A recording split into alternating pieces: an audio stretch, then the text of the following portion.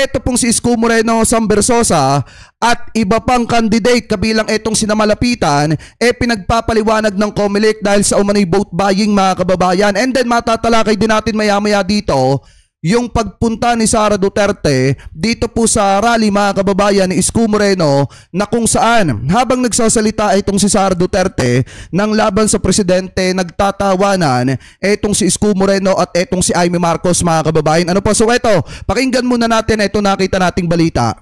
Pinagpapaliwanag ng COMELEC ang mga tumatakbong mayor sa Maynila na Isko Moreno at Sambersosa dahil sa umano'y vote buying. Ayon kay COMELEC Chairman George Garcia, naglabas sila ng show cause order kay Moreno dahil sa umano'y pamimigay ng 3,000 pesos sa public school teachers. Yun naman pala mga kababayan, kaya naman pala malakas daw kuno.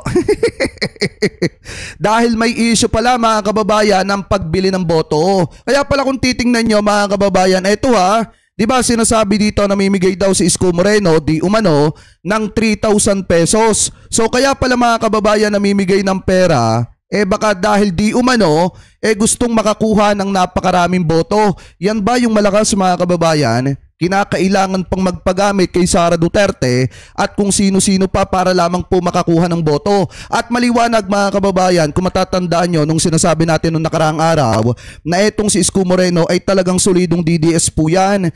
Pinapasinungalingan lang po nung iba, pero napakaliwanag naman po dahil do sa mismong rally ni Isko Moreno talagang sinadya pa ni Sara Duterte na pumunta doon para lamang siraan yung gobyerno. Ano po ngayon mga kababayan, si Isko Moreno, tingnan nyo yung mga napapalapit kay Sara Duterte, biglang nagkakaroon mga kababayan ng karma na kung saan nasasangkot sa mga vote buying. Kabilang na dyan sina Camille Villar at ngayon etong si Isko Moreno naman ang isa mga kababayan sa ipinagpapaliwanag ng COMELEC dahil po sa pagkakasangkot ng vote buying. Ano po ngayon ipagpatuloy pa natin? Si Bersosa naman, pinagpapaliwanag dahil sa pamamahagi ng goods na may initials na SB. Sa pa yun. Pinagpapaliwanag din na ang incumbent Caloocan Mayor at re-electionist na si Dale Mamalapitan dahil sa umano'y vote buying at abuse of state resources nang mamigay raw ng mahigit 3,000 pesos sa isang covered court.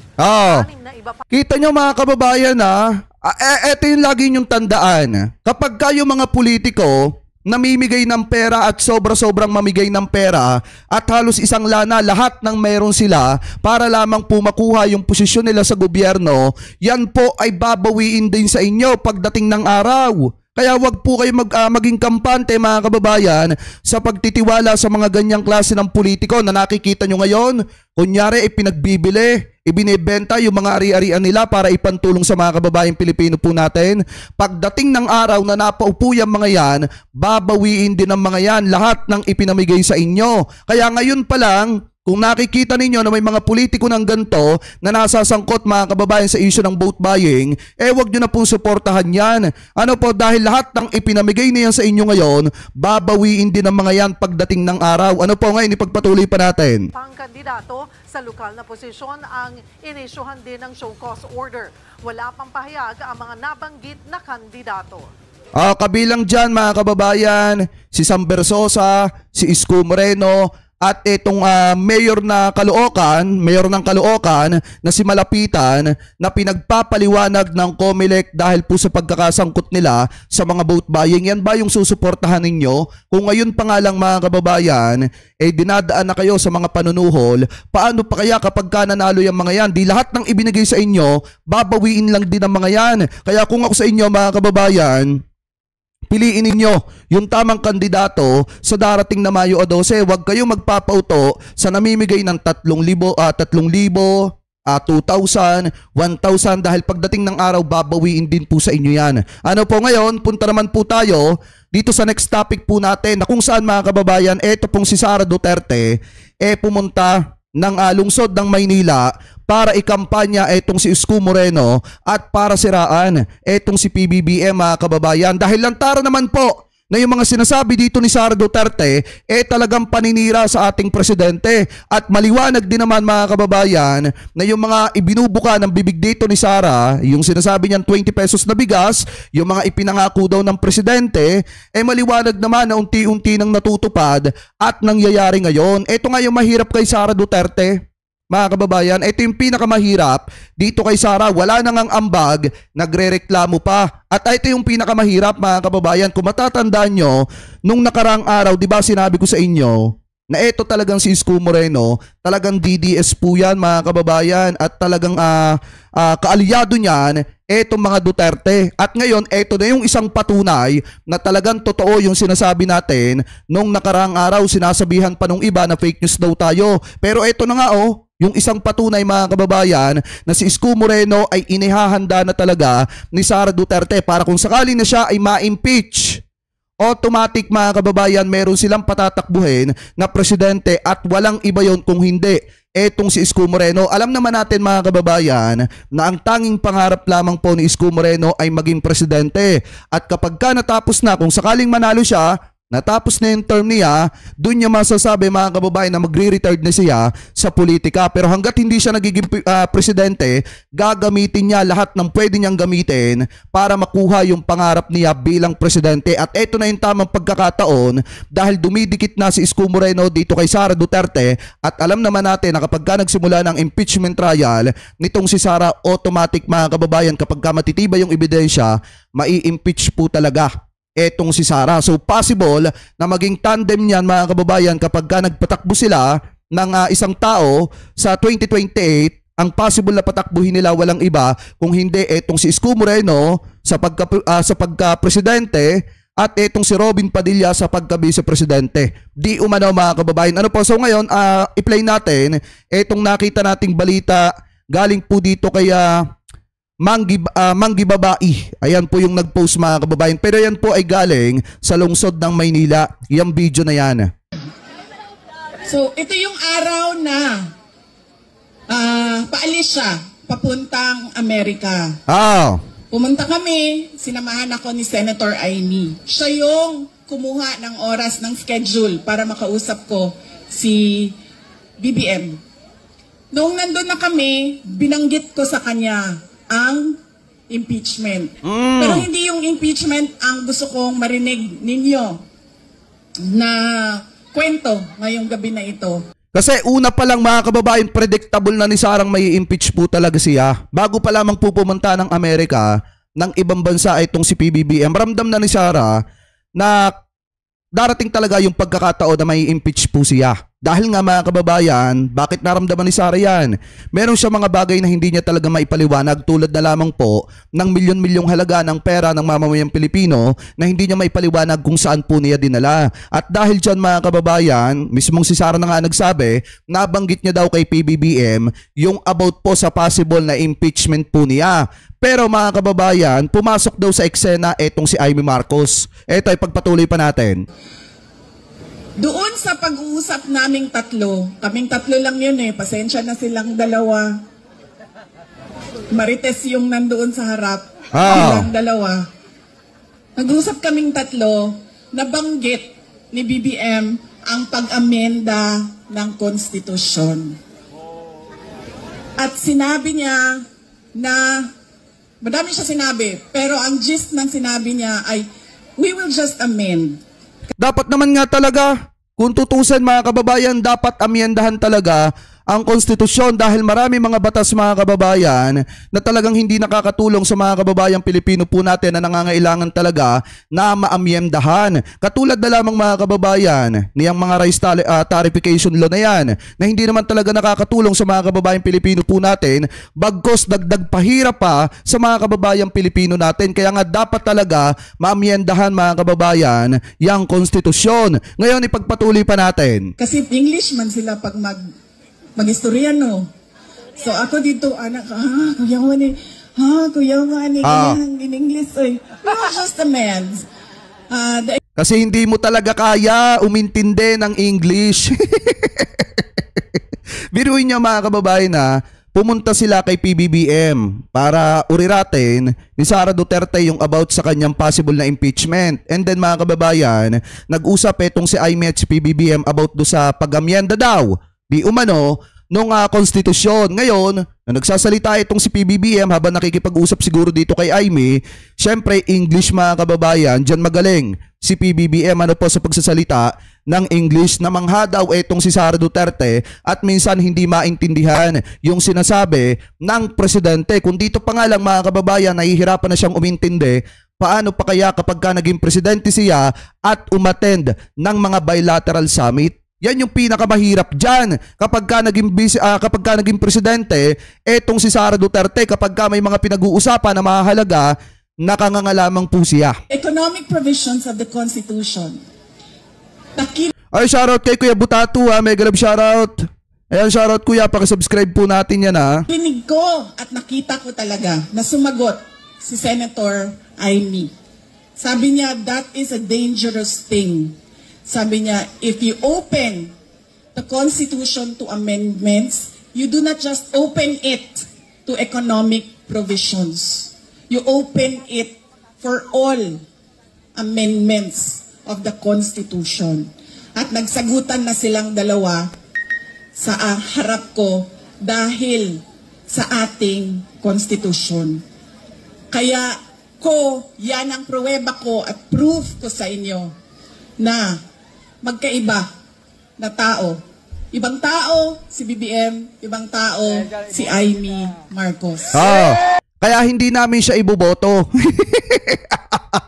Kaya hindi namin siya iboboto kasi ibang tao talaga si Senator Amy Marcos. Hindi po magagawa ng matinong kapatid na kalabanin mo at ibagsak mo yung nakababata mong kapatid. Kahit paanong pagkakamali, gaya ng sinasabi nila ng nakababatang kapatid ni Senator Amy Marcos, dapat ang ginawa niya, tinutulungan niya yung kanyang kapatid para itama yung mga nakikita niyang mali. Kung meron man, hindi yung sasama ka sa mga taong umaaway sa kapatid mo para ibagsak yung kapatid mo at patalsikin sa posisyon yung kapatid mo. So ibang tao ka nga, Senator Amy Marcos, kaya hindi ka namin susuportahan.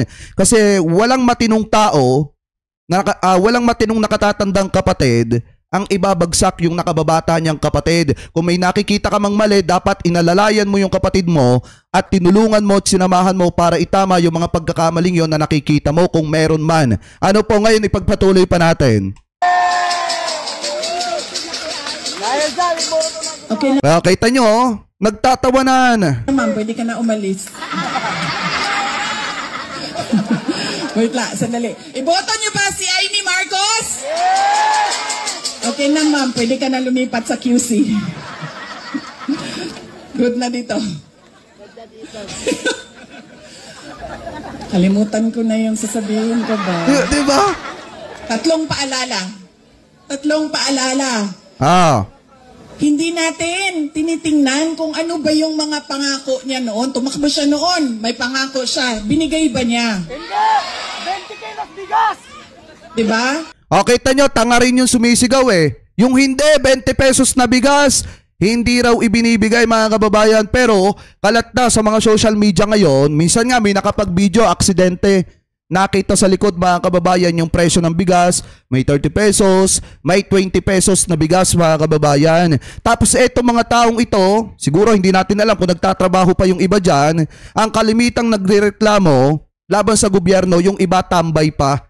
Mga kababayan na hindi alam kung ano yung totoong nangyayari sa ating gobyerno, na hindi alam kung ano yung ginagawang sakripisyo at pagtatrabaho ng presidente. Alam nyo, may kasabihan nga kapag ka DDS ka, talagang yung utak mo malabnaw at hindi mo talaga mauunawaan kung ano yung nangyayaring tagumpay na ginagawa ng ating gobyerno. Ano po yung tagumpay sa ginagawa ng ating gobyerno? Ang mahirap kasi sa mga to, puro reklamo lang, porket nakasuporta kay Duterte, kahit mali na, talagang susuportahan pa rin. 20 pesos ang kilo ng bigas. Tapos ngayon, okay na daw. After 3 years, 3 taon ng campaign promise o kamusta naman yung tatay mo? Kamusta naman yung tatay mo na nangako ng 2 to 3 months or 2 to 6 months tatanggalin ang ipinagbabawal na bato dito sa ating bansa? Bakit meron pa rin? 'Di ba? Kamusta naman yung tatay mo na nangako ng 2 to 6 months tatanggalin ang ipinagbabawal na bato sa Pilipinas? Nangyari ba? Natapos yung 6 na taon na term, sa sobrang hiya na nga lang ng mga Pilipino, pinatapos na yung tatay mo ng 6 na taon. Kahit nasablay yung unang pangako at plataforma ng tatay mo. Biruin nyo mga kababayan ha, 2 to 6 months tatanggalin daw yung ipinagbabawal na bato dito sa ating bansa. Pero hanggang ngayon, meron pa rin. Tapos ang pinakamasakla pa dyan, nung hindi sila nagtagumpay sa kanilang plataforma kasi nga, yung mga kaalyado nila ang mismong sangkot at nagpapagulong ng bilyon-bilyong halaga ng ipinagbabawal na bato dito sa ating bansa, isinisi ngayon kay PBBM kung bakit may ipinagbabawal na bato pa rin dito sa ating bansa. Ang pinakamasaklap nga dyan, ang hilig ni Sara Duterte pumuna sa ibang politiko, yung sariling tatay niya nga sa sobrang hiya na lang ng Pinoy. Pinatapos kahit alanganin ang pangako sa taong bayan. Yun talaga, lantarang pangako 2 to 3 months or 2 to 6 months, tatanggalin ang ipinagbabawal na bato. Pero ang ending, nga ang taong bayan. Pangako sa eleksyon, ibibigay ngayon. Pero ibibigay lang sa Visayas. Para bang hindi kayo nagugutom dito sa syudad ng Maynila. At parang hindi nagkukulang ang pera ninyo pambili ng pagkain. Sabi dito, in additional, Jake Magnus, sa sauna ni Digong, nangako na magiging 7 pesos per kilo ng bigas. Sa sauna yun Ang alam ko po doon, parang pinangako niya na marireduce ng 7 pesos yung presyo ng bigas. Pero saglit na mabawasan ng 7 pesos, nung pandemic, nadoble pa sa 7 pesos yung itinaas ng presyo ng bigas. Ganun po katindi mga kababayan. Yun nga yung nangako siya nung mismong zona niya, walang nangyari hanggang sa natapos yung term niya. Kaya dapat tinitingnan natin. Sumayaw, oo. Kumanta, oo. Bakit hindi? Pero tinitingnan natin. Ano ba ang pangako? Binigay ba o hindi? Bakit hindi binigay ang pangako? Dahil kaya wag nyo nang iboboto si Bato kasi si Bato puro pa sayaw-sayaw lang ngayon. Si Willie Revilla may puro pa kanta-kanta lang. So wag nyo iboboto yung mga yan kasi wala pong magagawa yung mga yan sa Senado. Pati si Philip Salvador wag na rin. Kasi kawawa lang ang taong bayan, ginagawa lang palabigasan ang Senado. Ng mga politiko, mga kababayan, na wala naman talagang alam sa pagiging isang politiko. Ngayon ipagpatuloy pa natin? Nagsinungaling o dahil hindi talaga maibigay? Kita nyo? Diba? Bangag! Yan yung unang. Lagi na lang tayo bangag. Sorry, ma'am. Kita nyo? Ganyan nila bastusin si PBBM. Ganyan nila mga kababayan gawing katatawanan ng presidente. Hindi pag-usapan yung mga mahalagang issue at mahalagang problema ng Pilipinas. Bagkos ang inuuna nila, puro pang sariling interest po nila. Kita nyo ba mga kababayan, bakit nagsasalita si Sara ng ganyan? Kasi ang gusto talaga ni Sarang itanim sa utak ng mamamayang Pilipino na yung pinapatakbo sa ilalim ng ticket ni PBBM, mga walang magagawa at ang tanging may magagawa lamang ay yung mga kaalyado niya do sa padapa laban. Mga kababayan, yun lang yung inaano niya. Gusto niyang i-emphasize sa taong bayan na yun lang yung makakatulong sa Pilipinas at hindi yung mga nasa ticket ni PBBM. Pero kung lalaliman po natin ang ating pangunawa at ang ating isipan, maliwanag naman mga kababayan na ang rule talaga nung mga nasa ticket ni Digong kaya nagsipagtakbuhan ay dahil para protektahan etong si Sara sa impeachment. Yun lang yon at wala nang iba pa. Ngayon ipagpatuloy pa natin? Nambubudol. I'm sorry. Kita nyo?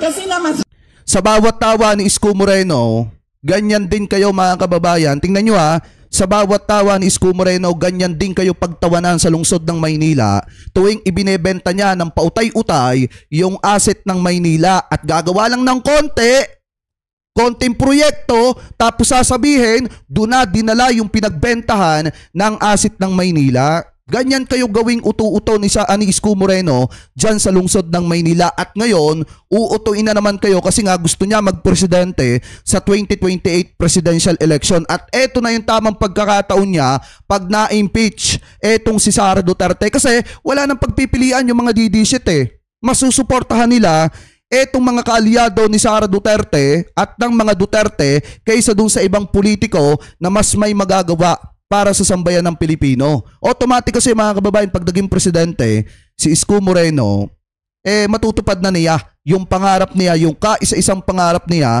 na inaasam-asam niya na maging presidente. Kaya kung titingnan nyo mabuti mga kababayan, ganito na lamang makipag-alyansa, makipag-aliado etong si Isko Moreno dito kay Sara. Kita nyo kahit walang kabunasan, yung sinasabi nakikitawan na lang sila. Sabi ko, okay lang, nagsama-sama mga kurap, talagang kurap. Yan o.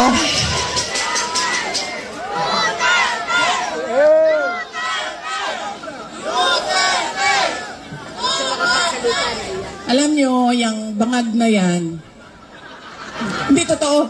Hindi naman ako kasi tumawa dahil tinawag siyang bangag. Andun ka din, di ba? Hindi ako, kasi sa Bisaya, ang bangag, di ba? Bangag, bangagan, bangag. Butas! Oo. Butas! So, pag sinabi mong bangag sa Bisaya, hindi siya adik. Unsa man sa to, akida. Diba? Boslot! Oo. So, hindi talaga ako natawanan, tinawag siyang bangag. Kasi sa Bisaya, ang bangag... Kita nyo mga kababayan, nandito pa ang kapatid nandito pa ang kapatid ni PBBM na si Senator Amy Marcos. Paano kaya nakakayanan ni Senator Amy Marcos na panoorin etong si Sara Duterte at samahan na partidang binabastos at tinatapakan ng pagkatao nung kanyang nakababatang kapatid? Yan o, eto na lang tingnan nyo mga kababayan Sa ganito na lang klaseng sitwasyon sa tunay na buhay, tingnan nyo sa pang-araw-araw nating pamumuhay. Kapag kayo may nakatatandang kapatid sa inyo, tapos yung nakatatandang kapatid ninyo, pilit kayong pinapabagsak, ano mararamdaman nyo? Malulungkot kayo at madidismaya kayo dahil bakit ginagawa yon ng kapatid mo na gusto kang pabagsakin. Eto na nga lang yan mga kababayan, gugustuhin nyo ba na bumoto ng ganyan? Sariling kapatid hindi maprotektahan sa pambabastos at mga alipusta ng ibang tao at kasama pa niya. Biruin nyo, iboboto nyo si Isko Moreno, nakikitaw at nakikijaming din habang binabastos ang presidente ng Republika ng Pilipinas. Nako, pahirap lang sa bansa yung mga yan kapag ka nanalo yan. Ay butas.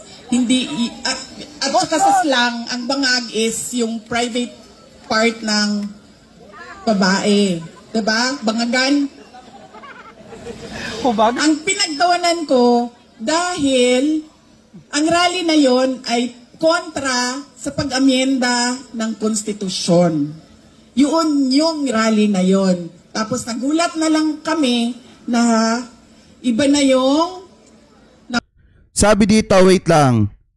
Tama yan versus Kawatan Ferdinand Marcos Jr. ang pambansang kawatan ng Pilipinas. Sino ba may issue ng pangungurakot? Sino ba may matinding issue ng pangungurakot? Di ba si Sara?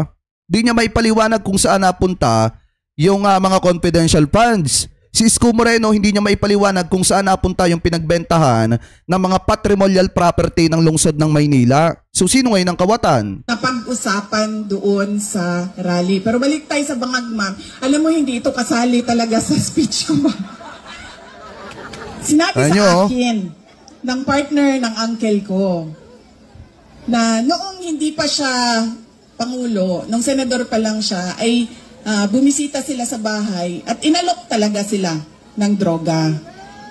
Humindi yung wala naman ako sinabi na pangalan. O talaga, alam nyo, may malaki bang tulungan ang Maynila para sa atin lahat? Hindi nila tayo kakayanin ikulong, no? Kita mo? Baka matulad tayo kay President Duterte. Nakulong na. Kita mo? Humindi yung partner noong uncle ko. Kinento nila yan sa akin. Ang buong akala ko naman, kasi matanda na, di ba, may edad na, natututo ka na sa kung anong mga mali na ginagawa ng kabataan mo, ay nagbabago yung tao. Hindi ko alam na yun na nga ang nangyari. Kaya balik tayo sa paalala, tingnan nyo muna. Pagkatapos niyang kumanta, tanungin ninyo ang sarili ninyo. Noon, nakinig ako sa'yo. Ano ang pangako mo? Binigay mo ba? Kaya dapat pinag-iisipan na. Pero inyo, ang lakas magsalita ni Sara Duterte about po doon sa mga pangako, pero yung tatay niya hindi niya mapagsabihan pa. O dating Pangulong Duterte na lang, kahit gano'n na lang mga kababayan. Natupad mo ba yung pangako mo na 2 to 3 months or 2 to 6 months mawawala yung ipinagbabawal na bato dito sa ating bansa? Ano nangyari mga kababayan?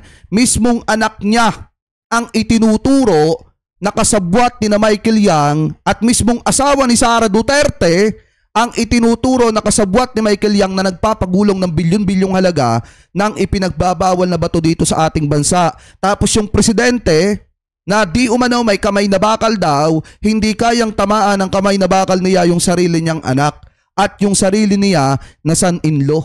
Yan po yung pinakamatindi, ganyan kayo binudol ng mga yan. Inutulang ang taong bayan, pinaasa lang ang taong bayan sa maling pangako ng Duterte administration. Tapos ngayon, parang kasalanan pa ng Marcos administration na unti-unting tinutupad yung pangarap ng presidente na mapababa ng 20 pesos yung bigas. Actually mga kababayan, hindi po yan pangako Pangarap po yan ng presidente at mismong si Sara Duterte siguro, napakinggan niya naman yon, yung pangarap ng presidente na mapababa ng 20 pesos ang bigas. Kaya nga mga kababayan, kapag tinatanong ako tungkol dyan, isa lang sinasabi ko, pangarap po yan ng presidente at hindi po yan pangako. Pero unti-unti nang nagkakatotoo, hindi nga lang biglaan, pero kahit papaano mga kababayan, unti-unti nang naiisa katuparan. Ang problema lang kasi sa mga to, ang gusto kasi ni Sara siguro pagkatulog ngayon, bukas may resulta na. Wala pong ganyan. Kailangan pagtrabahuan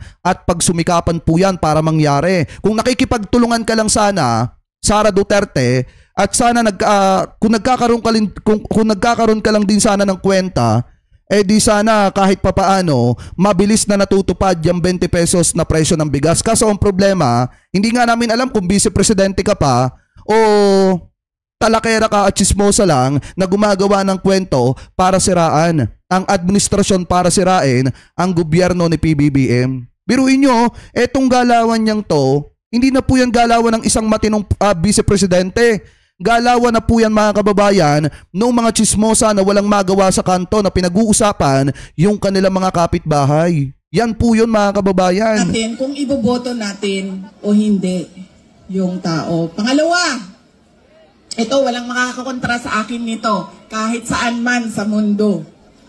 Hindi dahil galing yan sa malaking pamilya ng mga politiko ay automatic ang boto ninyo.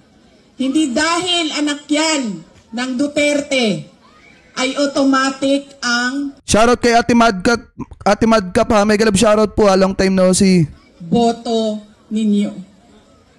Dapat tinatanong nyo ang sarili ninyo, ano ba ang abilidad at kapasidad ng tao na ito na maglingkod para sa bayan. Isa sa mga problema natin ay ang political dynasty. Pero hindi Nakaw! Huwag mong sabihin yan! Huwag mong sabihin yan! Tatamaan ang pamilya mo at tatamaan kayo. Tatamaan din ng mga bilyar kapag sinabi mo yan. Kasi diba kayo yung isa sa mga political dynasty? Ginawa na ng pamilya mo na negosyo ang pagiging politiko dito sa ating bansa. Diyan nga kayo yumaman Tapos sa mga bilyar, tatamaan din dyan ang mga kaibigan ninyo. Huwag mo sabihin yung political dynasty. Magagalit siya si Cynthia Villar. Babawal ang kung sino man ang may gusto tumakbo. Kaya nasa atin, nasa mga butante ang pagkilatis. Duterte yan. Anong abilidad niyan? Anong kapasidad niyan? At sino yan siya? Pangatlo, at huling problema natin, paulit-ulit, behavior. Yung behavior mo. Ulit natin sa eleksyon, sa halalan, ay yung palitan ng boto at pera. Wag tatamaan si Isko. Eto literal mga kababayan na mga salitaan ni Sara Duterte na bumabalik sa kanilang partido, bumabalik sa kanila lahat. Bakit? Yung sinasabi niya ng palitan ng boto at pera, di ba sino ba yung pinapagpaliwanag ngayon ng COMELEC? Si Isko Moreno. Dahil mga kababayan, namimigay ng 3,000 pesos. And then itong si Sam Versosa, mga kababayan. Tapos ang pinakamalupit pa dito, yung political dynasty. Sino ba ang nasa political dynasty? Yung mga Duterte, mga kababayan, at ito pong mga Villar na talagang halos lahat na gustong pasukin, mga kababayan, at yumaman na sa pagiging politiko. Ayan nga lahat ng sinabi niyan tumama lang din sa kanila.